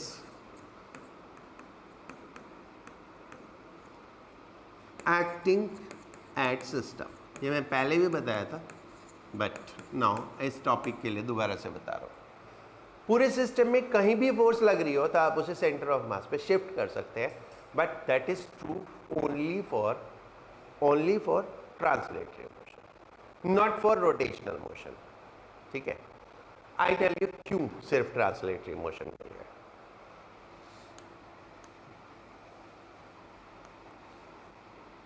ठीक है, ये नोट नहीं करना, बस समझना। सोचो ये एक ऑब्जेक्ट रखा है, मैं ऐसे फोर्स लगाऊं, ऐसे लगाऊं या ऐसे लगाऊं, आगे ही जाएगा। और फोर्स अगर इक्वल है तो एक्सेलरेशन कितना होगा, F/m। और मैं कहीं ना लगा के सेंटर पे लगा दूं तो भी वही रहेगा। तो मैं कहीं पे भी लगाऊं सिस्टम में, that will be taken as at centre of मास।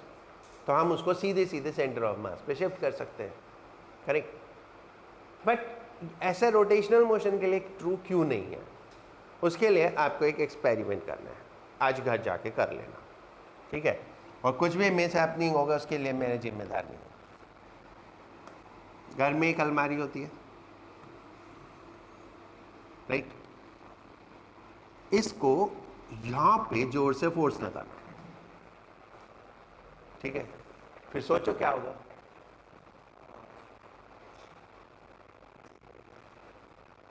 गिरेगी किधर, इधर या इधर, इस तरफ, है ना, तुम्हारे ऊपर गिरेगी, ठीक है।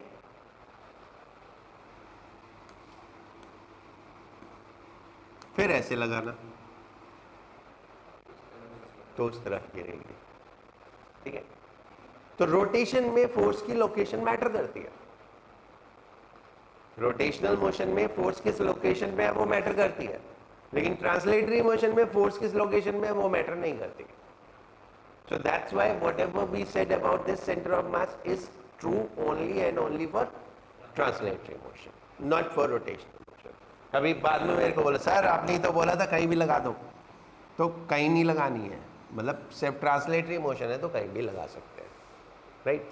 तो जितनी फोर्सेस हैं those can be shifted to centre of mass, right, by second law, Newton's.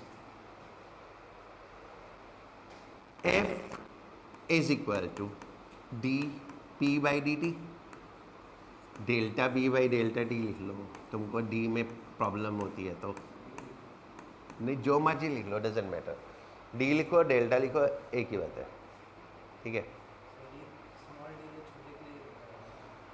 होता है, इसमें एवरेज हो जाती है, उसमें इंस्टेंटेनियस हो जाती है, बस फर्क इतना है।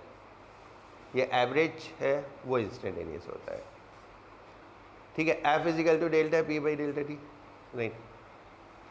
सारी फोर्सेस सेंटर ऑफ मास पे शिफ्ट कर दी, so that become force on center of mass, and this will become momentum of center of mass,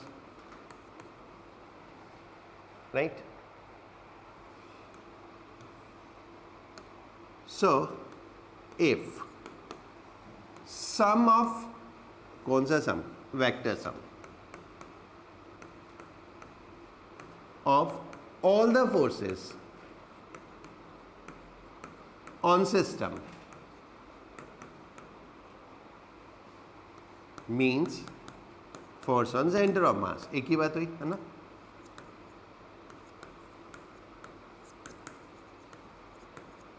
S0, then momentum of center of mass remain conserved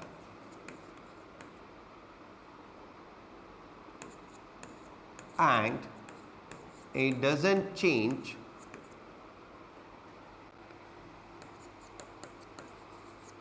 with internal forces of system.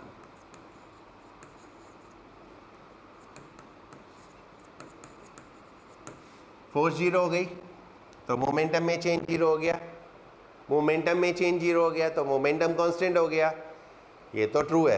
अब मैंने ये क्या बोला, internal force of system, मतलब अगर internal किसी force की वजह से कोई चेंज हो रहा है, जैसे एक बॉम्ब फट गया, बॉम्ब फटने का प्रोसेस बाहर से तो नहीं है, इंटरनल है, तो उसका कोई लेना देना नहीं है इस सिस्टम से, वो जो भी होता है होता रहे, उससे हमें कोई मतलब नहीं है, ठीक है। That is if Cm is equal to 0, then delta Pcm is equal to 0 or Pcm is equal to constant, right? इसके 2-3 एग्जाम्पल मैंने लास्ट क्लास में दिए थे, याद है? नहीं, बॉम्ब फट गया रास्ते में, प्रोजेक्टाइल की तरह थ्रो किया, twin stars, earth and moon system, याद आया? जल्दी भूल जाते हो, ठीक है। एक बॉम्ब को प्रोजेक्ट करो और वो रास्ते में फट गया, तो its centre of mass will remain at the same part, right?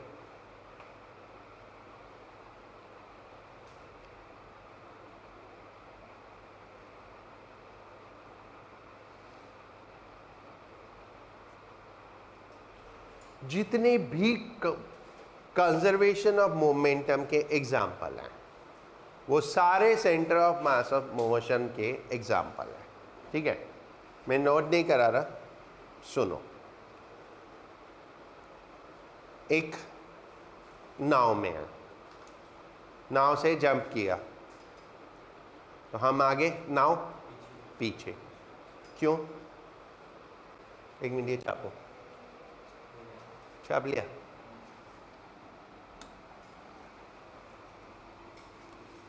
ये दो मास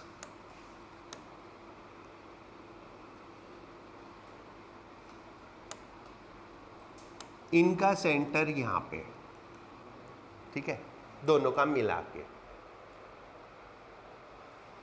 कोई फोर्स नहीं, कुछ नहीं, तो सेंटर ऑफ मास का मोमेंटम कंजर्व रहेगा। यानी सेंटर ऑफ मास रेस्ट पे है तो रेस्ट पे ही रहेगा, रेस्ट पे है तो रेस्ट पे ही रहेगा, यानी जहां तहां वहीं रहना चाहिए। और हमने क्या किया, इसको आगे शिफ्ट कर दिया। ये आदमी है, ये आगे चला गया, ये आगे चला गया, तो सेंटर ऑफ मास तो यहाँ आ जाएगा ना, जो कि हो नहीं सकता। क्यों? क्योंकि एक्सटर्नल फोर्स तो कोई है नहीं। तो सेंटर ऑफ मास यहीं रहना चाहिए, इसके लिए बोर्ड क्या हुई, पीछे चली गई, और ये सेंटर ऑफ मास यहीं पर रह गया, ठीक है, राइट? समझ गए? ये दोनों मिला के एक बॉम्ब जमीन पे रखा है, फट गया। कभी उस जगह पे कोई पीस रख के देखा है? बम तो बहुत फोड़े होंगे दिवाली में, जिस जगह पे बम फोड़ते हैं वहां कभी कोई पीस बचता है? नहीं बचता ना, ठीक है, वहां पे कभी कोई नहीं बचता। क्यों? क्योंकि उनको सेंटर ऑफ मास को वहां रखना होता है। उन सबको फिजिक्स आती है, तुम्हें नहीं आती तो इसका मतलब उनको नहीं आती, ऐसा नहीं है। उनको सबको मालूम है। अगर 4 पीस हुए ना तो चारों को पता है उनको किधर किधर जाना है, ठीक है। 4 पीस है तो सोचो 4 भाई हो गए, एक भाई किधर गया, बाकी 3 उस हिसाब से इधर उधर जाएंगे। तो अगर ये बॉम्ब फटा और ये पीस सपोज इधर चला गया तो ये वाला पीस किधर जाएगा? ये वाला पीस इसके अपोजिट जाएगा, ऐसे, ठीक है, सो दैट इनका सेंटर वापस यहीं पे रहे, ठीक है। सो जितने भी कंजर्वेशन ऑफ मोमेंटम के एग्जाम्पल हैं वो सारे एक्चुअली सेंटर ऑफ मास के एग्जाम्पल हैं। That position of centre of mass do not change if the net force on the system is 0। अगर नेट फोर्स सिस्टम की 0 है तो जो मोशन है सेंटर ऑफ मास का दैट विल रिमेन सेम। अगर वो रेस्ट पे था तो रेस्ट पे रहेगा, वो जिस मोशन में था उसी मोशन में रहेगा। लाइक एक हमने बॉम्ब को ऐसे थ्रो किया, एक बॉम्ब को ऐसे थ्रो किया, उसे ऐसे ही जाना था लेकिन बीच में फट गया। अब बीच में फटने में बाहर का कोई रोल नहीं है, किसका रोल है? इंटरनल फोर्सेस का। और इंटरनल फोर्सेस का मोमेंटम या मोशन से कोई इन्वॉल्वमेंट नहीं है। तो 2 पीसेस, 4 पीसेस, 8 पीसेस, जितने भी पीसेस हों वो सब इस तरह से जाएंगे कि वो सेंटर वापस यहीं रहेगा, चाहे कुछ भी हो जाए, सेंटर यहां से मूव नहीं करेगा, ठीक है। होप सो आप लोगों को समझ में आ गया होगा। कुछ पूछना है यहां तक? नहीं उस दिन मैंने अर्थ और मून सिस्टम बताया था, आज एक ट्विन स्टार का कॉन्सेप्ट बताता हूं, ठीक है।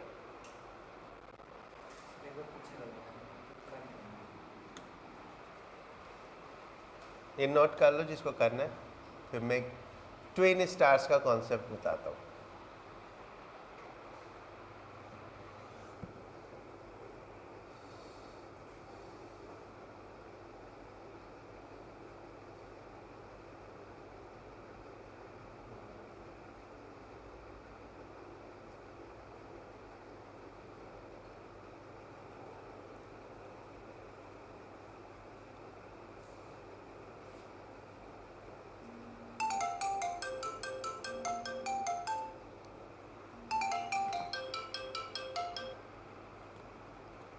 हेलो,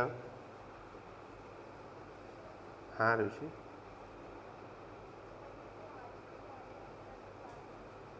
कोई नहीं, 8 बजे आ जाऊंगा। तुम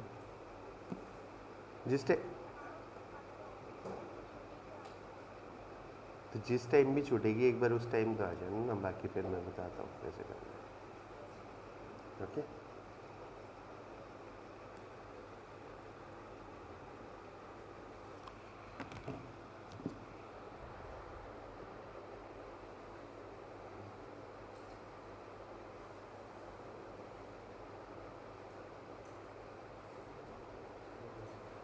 ओके,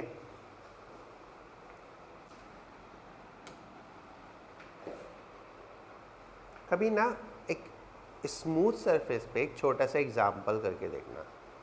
जैसे ये पैन है ना, नॉन यूनिफॉर्म है, पीछे से मोटा है, आगे से पतला है। ऐसे घर में कोई भी ऑब्जेक्ट मिल जाएगा, ठीक है, जो थोड़ा सा एक तरफ से हैवी हो, एक तरफ से लाइट हो। उसको ऐसे रखना और ऐसे घुमाना और फिर देखना वो किस पॉइंट पे घूमता है। लाइक अगर मेरे पास एक ऐसा ऑब्जेक्ट है इस टाइप का, इसको ऐसे घुमाऊंगा ना, ये सेंटर के अबाउट नहीं है, इस पॉइंट पे घूमेगा। क्यों? क्योंकि हैवी पार्ट इधर है, इधर लाइट पार्ट है, तो सेंटर किधर शिफ्ट होता है? हैवी पार्ट की तरफ। तो ऑब्जेक्ट अबाउट द सेंटर घूमता है, ठीक है। अब मैं अगर यहां पर एक पॉइंट कंसीडर करूं और एक पॉइंट यहां पे कंसीडर करूं, डू यू नो इसका रेडियस इतना है और इसका रेडियस इतना है, यानी दोनों अलग अलग रेडियस के सर्कल में घूमेंगे, ठीक है, राइट। तो ट्विन स्टार सिस्टम में ऐसे ही होता है, एक हैवी स्टार, एक light star, they got bound because of some reason, I told you, the gravitation में कैप्चर हो जाता है एक दूसरे के साथ, ठीक है। तो वो how they will move, like ये वाला, अब ये सोच लो आप, ये ट्विन स्टार्स है, ये ट्विन स्टार्स है, एक ये हैवी और ये लाइट। तो ये वाला इस तरह से सर्कल में घूमेगा और ये वाला इस तरह के सर्कल में घूमेगा हमेशा, ठीक है, राइट। सो दिस वे दोनों के रेडियस अलग अलग होते हैं, विच डिपेंड ऑन देयर मास। जिसका मास हैवी वो कम रेडियस के सर्कल में और जिसका मास लाइट वो ज्यादा रेडियस के सर्कल में, ठीक है। लाइक मून और अर्थ दोनों रोटेट करते हैं, एक होता है rotation of earth around sun, एक होता है rotation of earth about its axis, दो अलग अलग रोटेशन, ठीक है। तो this is the basic concept of the twin star. Twin star means they are bound, they won't be separate, वो कभी सेपरेट नहीं होंगे, ठीक है। अगर, क्योंकि ग्रेविटेशनल फोर्स बहुत वीक है, बहुत weak in terms of light particles में तो हम एक्सपीरियंस ही नहीं कर सकते ना, लाइक हम दोनों यहाँ पे हैं तो we can not experience that attractive force, that is possible when heavy objects are there. अगर ग्रेविटेशनल फोर्स स्ट्रांग होता और हम दो पार्टिकल यहाँ रख के, दो पार्टिकल ऐसे रख के और इन दोनों को एक साथ घुमा देते ना, जिंदगी भर घूमते रहते, ठीक है, ये दोनों जिंदगी भर घूमते रहते हैं। क्यों? इन दोनों पार्टिकल्स का सेंटर यहाँ जाता, इसके ऊपर फोर्स इसकी वजह से, इसके ऊपर फोर्स इसकी वजह से, इन दोनों की ये फोर्सेस सेंट्रीपिटल फोर्स का काम करती है और ये दोनों सर्कल में हमेशा के लिए घूमते रहते हैं। If we could have done that, what is happening with the twin stars, planet and satellite system, इन सब में जो हो रहा है, ठीक है। लेकिन क्वेश्चन आता है ना, सब घूम क्यों रहे हैं, सब घूम क्यों रहे हैं? अगर हम यहाँ पे, अगर ये ग्रेविटेशनल फोर्स स्ट्रांग होती ना, हम सब घूम रहे होते। क्यों? एक पॉइंट पे तो कहीं ना कहीं हमें मोशन मिलता ही ना, और जैसे ही हमें मोशन मिलता है हम रोटेशन में आ जाते हैं, फिर हम सब घूम रहे होते हैं। Because the force is weak, तो हम एक्सपीरियंस नहीं कर पाते, बहुत हैवी ऑब्जेक्ट्स ही कर पाते हैं, और हैवी ऑब्जेक्ट्स में बेसिकली हेवनली ऑब्जेक्ट्स हैं जो एक्सपीरियंस करते हैं। हाँ, अर्थ है, हम अर्थ के साथ बाउंड है, that is because of gravitational force, ठीक है। अर्थ रोटेट कर रही है, हम उसके साथ रोटेट कर रहे हैं, ठीक है। Everything is rotating, the atmosphere is rotating, ठीक है। You know that atmosphere rotate कर रहा है, ये इसमें डाउट है। अगर डाउट है तो मैं एक एग्जांपल दे दूं। अगर एटमॉस्फेयर रोटेट नहीं कर रहा होता तो हम क्या करते? एक हेलीकॉप्टर में यहाँ से उड़ते, हेलीकॉप्टर में, एरोप्लेन में नहीं, एक हेलीकॉप्टर में ऐसे उड़ते, ऊपर जाके खड़े हो जाते, क्योंकि हेलीकॉप्टर खड़ा हो सकता है, एरोप्लेन नहीं। ऊपर जाके खड़े होते, अर्थ घूमती रहती, थोड़ी देर बाद चाइना में जाके उतर जाते, हेलीकॉप्टर आगे ले जाने की जरूरत ही नहीं होती। मैं नीचे अर्थ घूम रही है, हेलीकॉप्टर तो ऊपर है ना, थोड़ी देर में नीचे चाइना आ गया तो उतार लेते, ना पासपोर्ट चाहिए, ना वीज़ा चाहिए, कुछ भी नहीं चाहिए। बट क्योंकि एटमॉस्फेयर घूमता है तो हेलीकॉप्टर भी घूमता है, सब कुछ घूमता है, हम भी घूम रहे हैं। Every particle in air is also rotating and we rotating with the same speed as of earth, जो अर्थ की स्पीड से है। सो डोंट मिसअंडरस्टूड के एटमॉस्फेयर तो स्टेशनरी है, नहीं, नथिंग इज स्टेशनरी। क्योंकि सब कुछ घूम रहे हैं तो इसलिए हम एक्सपीरियंस नहीं करते। बिल्कुल वैसे ही जब ट्रेन चल रही होती है तो हमें नहीं पता चलता ट्रेन चल रही है, अनलेस इट गेट एक्सेलरेटेड। जब तक वो एक्सेलरेट या रिटार्ड नहीं होती, हमें नहीं आइडिया होता कि चल रही है। इवन मैनी ए टाइम्स तुम स्टेशन में खड़े हो जाओ, ट्रेन के अंदर बैठोगे और देखोगे ट्रेन चल पड़ी हमारी, बट वो चल नहीं रही है, पता चलेगा पड़ोस वाली ट्रेन चल रही थी, हमें लगा हमारी चल रही है। ठीक है, तो ये बेसिक रिलेटिव मोशन का कॉन्सेप्ट है। जब सब चीज़ें सेम टाइप मोशन में है तो मोशन है ही नहीं, तो सब कुछ उसी मोशन में है तो हम मोशन में है ही नहीं, राइट। अभी मैंने आपको सेंटर ऑफ मास बहुत डिटेल में समझा दिया, ऑल्दो इतना डिटेल की ज़रूरत नहीं थी, फिर भी कुछ हैं लोग जो ये बोलते हैं बहुत मुश्किल है, ये वो होता है, वो होता है, वो होता है। कुछ नहीं होता है, जितना मैंने पढ़ाया इससे ज़्यादा कोई ज़रूरत ही नहीं होती सेंटर ऑफ मास के लिए। प्रॉब्लम कहाँ आती है? प्रॉब्लम आती है we are not able to apply, हम उसको अप्लाई नहीं कर पाते। ठीक है, और फिर हम बोलते हैं बहुत मुश्किल है। ठीक है, तो कुछ भी मुश्किल नहीं है।